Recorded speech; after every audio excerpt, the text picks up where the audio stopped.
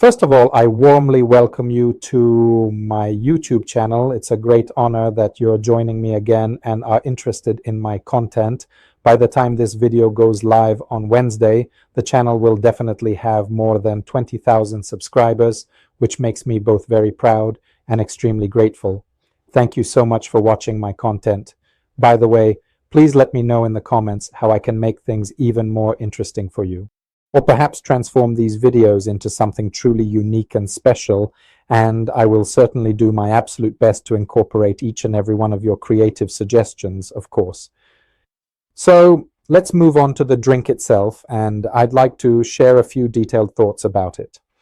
First, take a close look at the can. It's made of high-quality metal, which already serves as a clear indication that we're talking about a drink that's perhaps a bit more special than the standard beverages you might find on a typical day. Most everyday spirits you can buy in stores because those usually come in cardboard boxes, if they have a box at all. But this one is metal, which I think is really cool. Plus, the gold and black combination is so vibrant, it suggests something special. I really like that there's this little window where you can actually see what's inside, so you get a glimpse of the contents. That's what's inside, and I'll talk a bit more about that later on. So, let us take a moment to discuss some details regarding the independent bottler. An independent bottler essentially means that they do not actually involve themselves in the complexities of the various distillation processes themselves. Instead, they basically purchase a high-quality individual cask and start bottling it under their own unique label, following their own specific ideas about exactly how it should be done. Since its very inception, Signatory has always had a very strict and meticulously managed release schedule. He kept this specific policy in mind and basically follows it to this very day. It was originally founded back in 1988 by a visionary young man named Andrew Symington, who had previously managed the prestigious Prestonfield House Hotel located in Edinburgh. Edinburgh is particularly interesting for two main reasons. Firstly, of course, because it is the historic capital city of Scotland, and it remains a centre of culture, if one can say so. On the other hand, because the Edradour distillery operated there, which was purchased a few years after the founding, and the entire independent distilling operation was moved north. This means that bottling, storage, shipping, and everything else was relocated up north. But this same kind of policy has basically remained in his way of thinking. The very first inaugural bottle that the Signatory Vintage independent bottling company ever put into a bottle was a magnificent Glenlivet, which had been aged in a rich sherry cask all the way from 1968. And I truly think that with this specific release, they effectively burst onto the global market because they brought in a completely new way of thinking, or perhaps they added something unique that simply hadn't been there in the industry before. Now I'll show you the bottle itself, and if I said the box was special, then you'll see that the bottle is even more special. I think it looks absolutely incredible. It's like a decanter bottle, which later on people could use to store any other whiskey once you remove, I don't know, the labels. So it's a decanter bottle that I think is just fantastic. And if you look at it, the stopper is made of wood. So, okay, a wooden stopper, fine, but it's wood, not plastic or anything else, which I think, again, really adds a lot to the appearance, the whole concept, the marketing, and the presentation. And then what's inside is a Ben Nevis, bottled in 2012, which was aged in casks for 10 years. So it was aged in casks for 10 years. Typically, it was matured in bourbon and sherry casks, and after that, it was bottled at an alcohol content of 65.8%.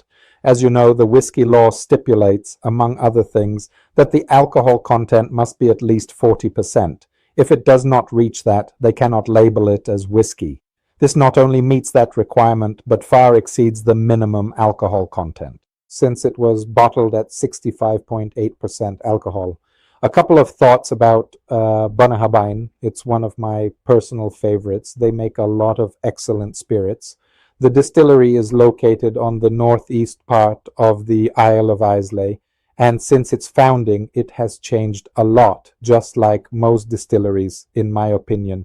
They're starting to move away from the heavily peated style toward a less peated, or perhaps even a more general style, toward producing a higher proportion of non-peated spirits.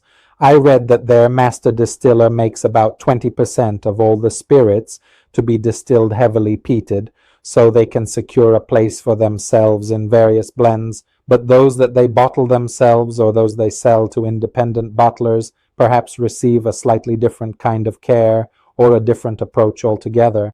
They truly bring their own unique way of thinking to the process. Just one more pour, and then I promise I won't pour any more for now.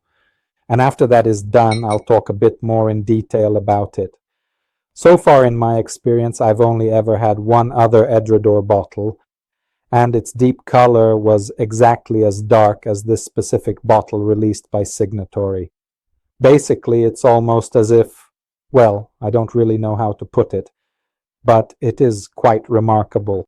It is truly remarkable, almost as if someone had carefully steeped a rich tea bag in warm water for at least an entire hour, and that is exactly how you achieve this incredibly deep, dark color. This rich appearance is probably partly due to the influence of the bourbon cask and partly due to the deep charring of the wood, but the resulting color is absolutely fantastic. The drink possesses an absolutely fantastic and captivating color.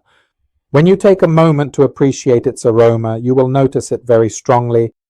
As I take a moment to breathe it in, I sense these rich notes of sun-dried raisin, sweet dried raisin, creamy vanilla, and warm cinnamon, all of which beautifully result in a very deep-toned and complex aroma.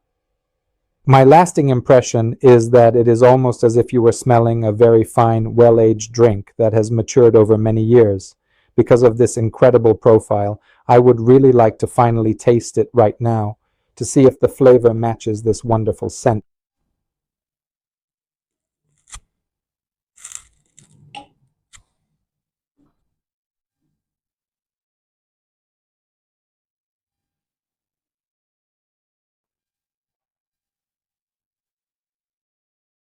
Oh wow, I even let some of it sit right under my tongue for a moment.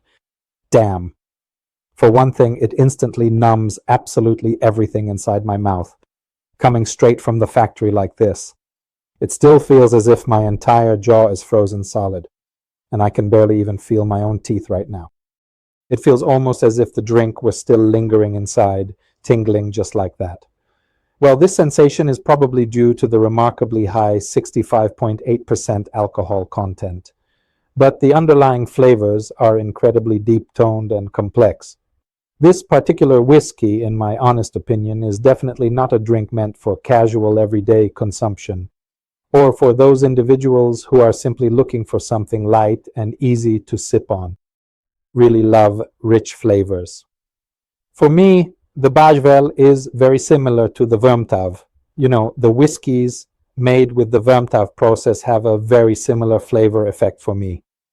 I totally feel like I'm tasting at least a 25 to 30-year-old whiskey, one that's been crafted with great care, very thoughtfully, very precisely. Perhaps this is the remarkable result of a scientific experiment, or I don't know, maybe it comes from such careful and meticulous aging. It's truly fantastic, an incredibly good and high-quality drink. For me personally, it's definitely ranked in the top 5 or 6 of all the various drinks I've ever tasted so far in my life. For my own palate and for my personal sense of taste, this is an absolutely outstanding and exceptional drink that stands out from the rest. Once again, this is not an everyday drink, so at 65.8%, I can't imagine just knocking back 2 or 3 shots of this before lunch, because I probably wouldn't even remember the meal. But it's absolutely perfect for a good conversation. I can totally see this as a gift, really, or for a conversation, maybe even a business meeting. So the distillery itself is fantastic, an independent distillery. I really like their approach and the drinks they've made, and whenever they make something, it's simply sensational. Thank you so much for joining me. Please really let me know if there's anything I should change to make things more interesting or to keep your attention better. Thank you so much for being with me, and if you can, go ahead and try some whiskey, and cheers.